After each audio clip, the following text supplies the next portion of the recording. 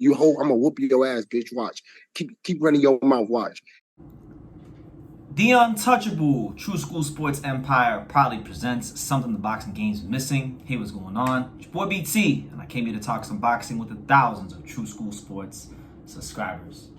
All right, so this video is going to be a two-parter. You know, it's going to have two different subjects, but they both pertain to the WBC and the tomfoolery and the foolishness and the nonsensical things that they are doing to dilute, water down, demean, and devalue the sport of boxing in more ways than one. Now, we'll start with Jermall Charlo, right? Because you know, the last time Jermall Charlo fought, I was actually there. It was a beautiful night in Houston.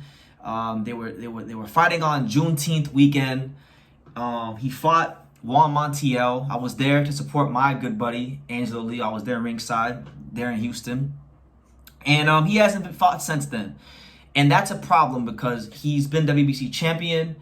He has not defended the belt since then. So you've had a lot of fighters, you know, at middleweight who obviously want to progress their careers forward that want a shot at that belt. And like you got a guy like Carlos Adames, he's interim champion. He really should be recognized as the full champion, but he's not, and it's really muddying up the waters, and it's really devaluing what it means to be a champion in the sport. And I just think Mauricio Sulaiman has handled this in a really horrible way. Now, Jermall Charlo is fighting Jose Benavidez Jr. next. Now, first and foremost, let's just establish this here on True School Sports. Jermall Charlo versus Jose Benavidez Jr. is a massive cherry pick. Benavidez was a guy that fought, you know, as low as 140, had some fights at 47 against like Crawford and whatnot. He had his one little fight against Danny Garcia, who wasn't naturally a 154-pounder at 154, and now they're going to fight at not even 160. They're fighting at 163. So this is a disgrace. The WBC title is not on the line, despite the fact that this is Charlo's first fight in over 2 years.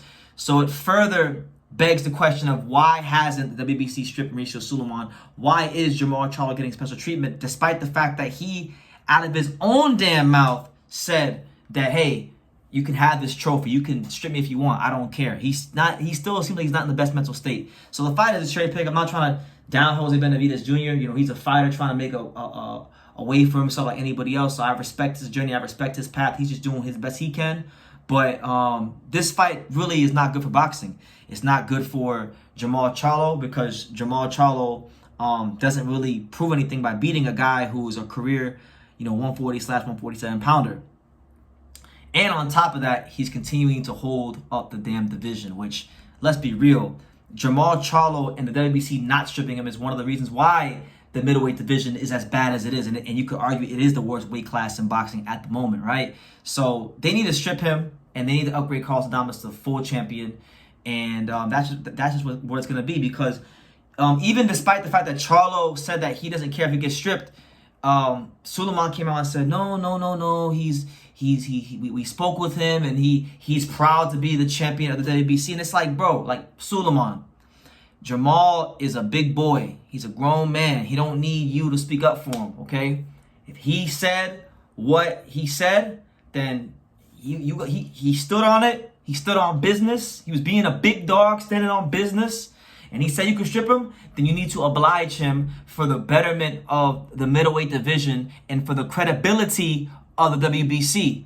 And that's just what it is. You know, best of luck to Benavidez. And, you know, I don't got nothing bad against Charlo as a fighter. I like Jermall Charlo as a fighter, but we all know, anybody who's really paid attention to his career for all these years knows that ever since he touched middleweight, he has just completely done this as a fighter. And then he had that one real good fight against Sergey Derevyanchenko, got our hopes up, and then he did this again. He's flatlined. He's regressed, right? So, yeah, I'm really just over Jermall Charlo in this WBC title reign. It's been one of the most disgraceful things I've ever seen in boxing. So, you have that, right? And then, and this is what I really want to touch on. This is what I really want to touch on. I cannot believe what I heard and what I saw today when I opened up my phone and I went on social media and I saw that the WBC, not only are they not stripping Charlo, no. They have beef with Boxrec. Yes, Boxrec.com.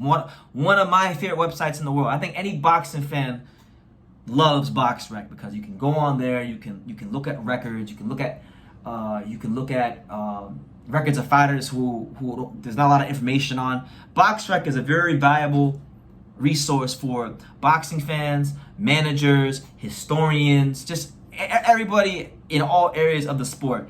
And the WBC is having beef with Boxrec because Boxrec doesn't want to recognize the Bridgerweight division. Now, I'm not against the Bridgerweight division. I thought it was cool. I mean, I did go live here on True School Sports. I did make a video about the inaugural Bridgerweight world title fight between Oscar Rivas and Ryan Rozicki, and I really enjoyed the first ever Bridgerweight title fight. And I thought it was kind of cool that there was a weight class with only one sanctioning body, because the champion of that weight class is the champion of that weight class. So you could kind of get this little 1920s feel when there's only one belt and the man was the man, right? I kind of like that, even though, you know, we knew what it was. We knew it was the WBC. It wasn't really so much about fighter safety. It was more about the WBC getting creative with how to create new ways to make money and new ways to make a sanctioning fee, right? So I don't think it's good that the WBC and Boxrec are falling out, because the reality is this: the WBC, whether I like it or not, is a major power broker in boxing. There have been, and there's going to be a lot of big fights that happen within the WBC for the title, and I think Boxrec and the WBC need to reconcile this, because the reality is this: when it comes to record keeping, as far as boxing records, dates, factoids of said fights and cards, Boxrec is the authority on boxing, okay? And I don't think it's in the best interest of the sport for the WBC to fall out with the authority of boxing record keeping. That is not a good look, and it's just gonna further cause more confusion and more disorganization to the sport of boxing. So look, man, what was it? James Toney said it best. The WBC stands for "We Be Crooks," because right now they're masquerading themselves as a legitimate sanctioning body by the bullshit that they've allowed to happen with the Jermall Charlo fake title reign, right? By letting him hold the belt, holding up the division, because he had. I mean, look, I'm not trying to be harsh on Charlo, because he had his mental problems. We all have things we go through in life. I get all that, but time waits for no man, and the show must go on, brother. So you gotta vacate, you gotta strip him, or you gotta vacate, and you gotta upgrade Adames to full champion, or have Adames fight whoever is the next highest contender for the vacant belt. You gotta do something, because it's not good for the middleweight division, which is already not that great of a weight class. And then you got guys like Elijah Garcia who are coming up the rankings that want to make a name for themselves. You got Johnny Beck, who I'm sure has his sights set on potentially trying to become undisputed. So there's some things that need to happen for this middleweight division for it to gain, you know, credibility and respectability back. And yeah, as far as the whole Boxrec thing, listen, I'm riding with Boxrec on this one. If Boxrec does not want to recognize the Bridgerweight division, then they're entitled to that. And as far as the Bridgerweight division, the reality is this: the WBC is the only one championing the Bridgerweight division. The WBA, the IBF, the WBO, they are not involved in this Bridgerweight, sanctioning fee madness. So I feel like the Bridgerweight division, while maybe it might have some good intentions, it was always, in my opinion, to cause confusion and create a sanctioning fee for the WBC. And look, listen, if the WBC has a problem with what I'm saying, it is what it is. I speak the truth here on True School Sports, but right now the WBC is not doing what they're supposed to do for the betterment of the sport. Falling out with Boxrec and disassociating yourself with Boxrec, as well as allowing Jermall Charlo to keep the belt and fight a 147 pounder at 163 pounds above the middleweight limit.